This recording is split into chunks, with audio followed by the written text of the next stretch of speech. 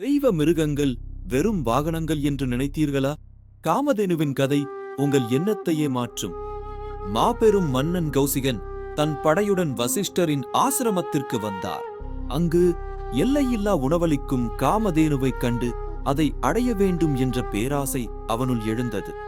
வசிஷ்டர் காமதேனுவை தர மறுத்ததால் கௌசிகன் கோபத்தில் மூழ்கி தன் அதிகாரத்தை பயன்படுத்தி பசுவை கட்டாயப்படுத்தி இழுத்து செல்ல ஆணையிட்டான். அந்த அமைதியான ஆசிரமத்தில் பதற்றம் சூழ்ந்தது.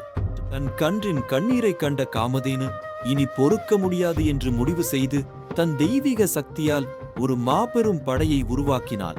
சாந்தமான அந்த பசு இப்போது ஒரு போர் தெய்வமாக மாறியது. கௌசிகனின் லட்சம் படை வீரர்களும் அந்த தெய்வீக படையின் முன் நொறுங்கிப் போனார்கள். தன் ராஜசக்தி ஒரு ரிஷியின் தபோ சக்திக்கு முன் ஒன்றுமில்லை என்பதை அவன் உணர்ந்தார்.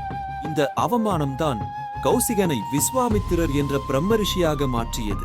ஒரு பசுவின் கோபம் ஒரு மாபெரும் சரித்திரத்தையே உருவாக்கியது.